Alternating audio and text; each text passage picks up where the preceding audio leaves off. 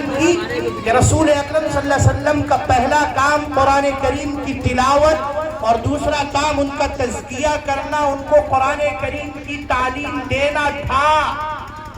پھر آپ صلی اللہ علیہ وسلم نے فرمایا العلماء ورثۃ الانبیاء، علماء انبیاء کے وارث ہیں۔ اب نبیوں کے آنے کا سلسلہ ختم ہو گیا، اب میرے جیسا نبی نہیں آئے گا، قرآن کریم تم تک پہنچا دیا گیا، اب میرے وارثین آئیں گے، اب میرے علماء آئیں گے جو تمہارا تزکیہ کریں گے، تمہیں قرآن پڑھ کر کے اور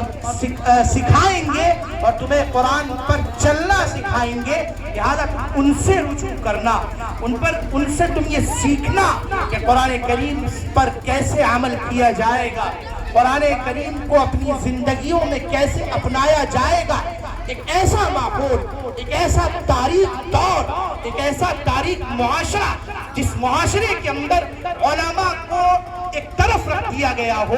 علماء سے رجوع ختم ہو گیا ہو، علماء سے کسی مسئلے کے اندر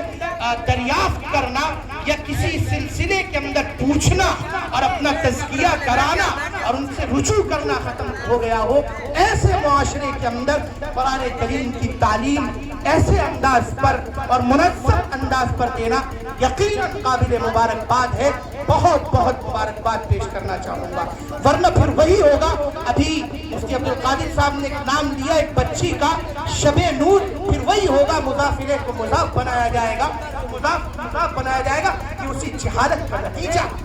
مجھے افسوس یہ نام سن کر کے ایک ایسی بستی جہاں پر علماء کا ایک جم غفیر ہے، وہاں پر ایک نام رکھنے کے اندر اس کی تمیز نہ ہو کہ اضافت کہاں پر ہو، مضاف کہاں لایا جائے اور مضاف الیہ کہاں لایا جائے۔ افسوس ہے کہ اسی کا نتیجہ۔ خیر،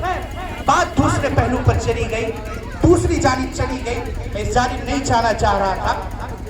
عرض کرنے کا مقصد یہ ہے کہ قرآن کریم کی یہ تعلیم یہاں پر ہو رہی ہے، بڑا متبرک موقع ہے، بڑا مقدس موقع ہے۔ قرآن کریم کی نسبت سے آپ یہاں جمع ہیں۔ ان بچیوں نے قرآن کریم کسی نے مکمل کیا، کسی نے چند پارے مکمل کیے، ان کے اعزاز میں آپ جمع ہیں، ان کے اکرام کے اندر آپ یہاں جمع ہیں کہ ان کی کچھ حوصلہ افزائی ہو۔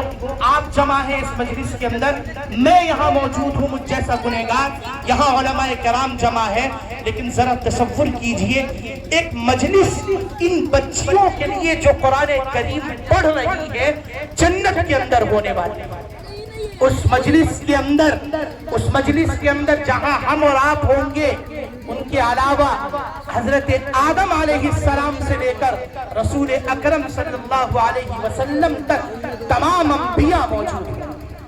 ذرا تصور کیجئے کیسی متبرک مجلس ہے، اور پھر اس مجلس کے اندر ان بچیوں کو یا ان بچوں کو جو قرآن کریم حفظ کرتے ہیں اور پڑھتے ہیں اور قرآن کریم یاد کرتے ہیں، ان کو اعزاز سے نوازا جائے۔ ایک ہم اور آپ ہمارے جیسا گنہگار ان کی تعریف کریں، ان کو اعزاز سے نوازیں، اور آپ کچھ لفظ کہیں، اور کیا خیال ہے اس مجلس کے بارے میں جو مجلس اللہ کی بارگاہ کے اندر موجود لگے گی اور جس کے اندر انبیاء موجود ہوں گے اور انبیاء توصیفی کلمات کہیں گے اور اعزازی کلمات کہیں گے ان لوگوں کے لیے، اور فرشتے کہیں گے ان لوگوں کے لیے جنہوں نے قرآن کریم حفظ کیا۔ بڑے مقدس اور بڑے متبرک لوگ ہیں وہ لوگ جنہوں نے قرآن کریم کو اپنے سینے کے اندر اتارا، جو قرآن کریم کو پڑھ رہے ہیں، قرآن کریم کو پڑھا رہے ہیں، اس شغل سے وابستہ ہیں۔ مجھے تو وہ بات اصل میں یاد آ گئی تھی اور میں نے درمیان میں عرض کیا کہ رسول اکرم صلی اللہ علیہ وسلم کے مکمل اخلاق کو، ان کی تعلیمات کو اس امت تک پہنچانے کا کام جنہوں نے جلوت کے اندر بھی، جنہوں نے خلوت کے اندر بھی یہ کارنامہ انجام دیا، وہ کارنامہ انجام دینے والی حضرت عائشہ صدیقہ رضی اللہ تعالیٰ عنہ ہے۔ مجھے معلوم ہوا یہاں پہنچنے کے بعد کہ اس ادارے کو جو بچی چلا رہی ہیں ان کا بھی نام عائشہ ہے، اور اس ادارے کا جو نام ہے وہ بھی حضرت عائشہ سے منسوب ہے۔ یہ یہاں بھی عائشہ ہے، وہاں بھی عائشہ ہے، اور مجھے یقین ہے کہ جب اس مقام پر یہ لوگ پہنچیں گے جو مقام آخری ہے، اس آخری مقام میں بھی یہ لوگ وہیں پر بھیجے جائیں گے جہاں پر عائشہ ہی ہوں گی یہ لوگ، اور ان کو کہا جائے گا فَهُوَ فِي عِيشَةٍ رَاضِيَةٍ، اور اس مقام کے اندر یہ لوگ رہیں گے۔ اس بات کا مجھے یقین ہے، اور اس یقین کے ساتھ میں بس اپنی بات یہاں پر ختم کرتا ہوں۔ اصل خطاب تو یہاں علماء کرام کے ہونے ہیں، اس دعا کے ساتھ کہ اللہ تبارک و تعالی ہم سب کو عمل کی توفیق عطا فرمائے، قرآن سے علمی طور پر بھی اور عملی طور پر بھی اللہ تبارک و تعالی وابستہ فرمائے، اور مکمل عمل پیرا ہونے کی توفیق عطا فرمائے، دینی سمجھ عطا فرمائے، دین شعور عطا فرمائے۔ وما علینا الا البلاغ المبین، والسلام علیکم۔ ماشاءاللہ، یہ خطابت فرما رہے تھے ہمارے استاذ محترم حضرت مفتی انوار الحق صاحب نور اللہ مرقدہ۔ اللہ پاک ان کی قبروں کو نور سے بھر دے اور پروردگار عالم کروڑ رحمت نازل فرمائے ان پر۔ وہ ہم سب کے لیے اور علاقے والوں کے لیے بہت ہی مشفق استاذ تھے، اور انہی کا یہ صاحبزادہ